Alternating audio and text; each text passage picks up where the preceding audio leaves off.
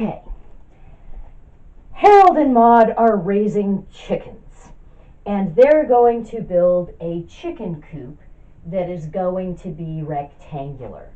Now, they have already determined that what they need in order to make sure that the chickens are happy and healthy, both emotionally and physically, is that they're going to need 1,000 square feet inside of this chicken coop.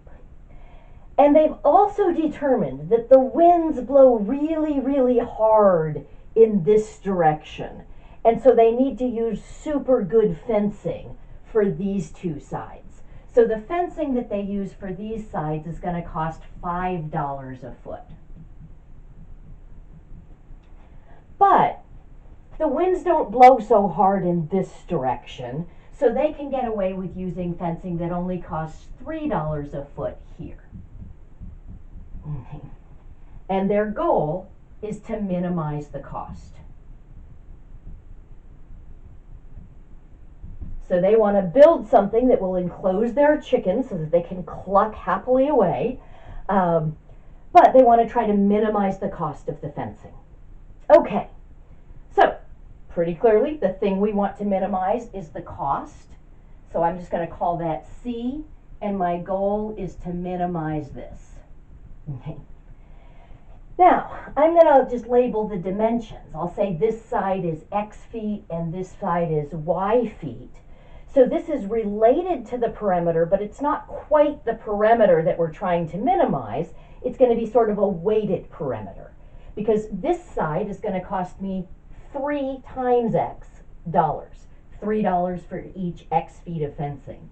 And this side is going to cost me 5 Y dollars. So, and I've got 2 of these sides and 2 of these sides. So the cost is 2 times 3x plus 2 times 5y. The cost is 6x plus 10y. The constraint, the thing that we're not going to have any control over, is that they have determined that this is how much space they need, that the area is 1,000 feet. And the area would just be x times y. So that's going to give me my constraint there. Okay.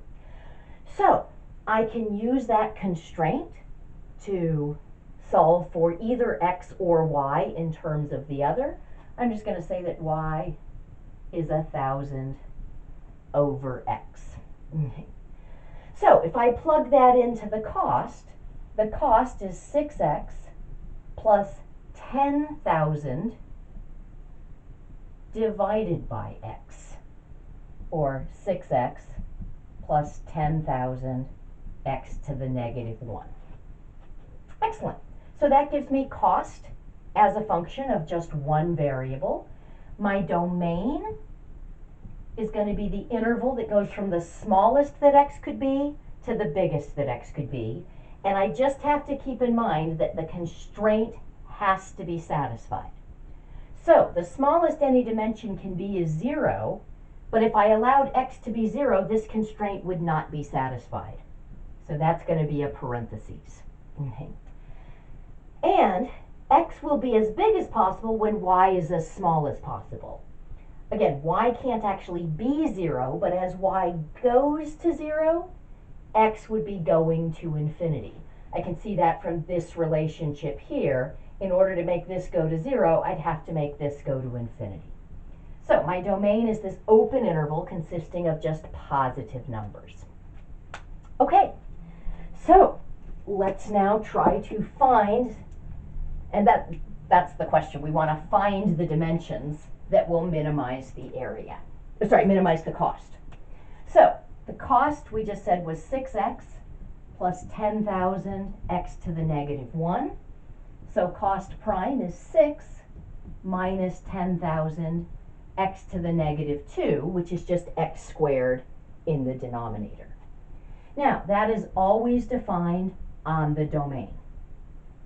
Obviously, it's undefined at 0, but we don't care because that wasn't in the domain of this problem. So I want to see, when is this equal to 0?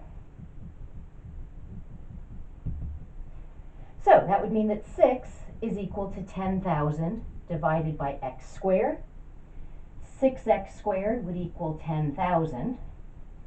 X squared would equal 10,000 divided by 6, which I can reduce to 5,000 divided by 3. Now, if I solve for x, that means that x would be plus or minus the square root of 5,000 thirds. Now, algebraically, that's two solutions. I know, however, I only care about the one that's in my domain. So my only critical number is where x is the positive square root of 5,000 thirds. And certainly, if you wanted to simplify that, you could, but I'm not overly concerned that you do. Okay. All right. So let's see. I think I can clear this information. Okay. So I'm going to mark off my number line indicating that it starts at 0.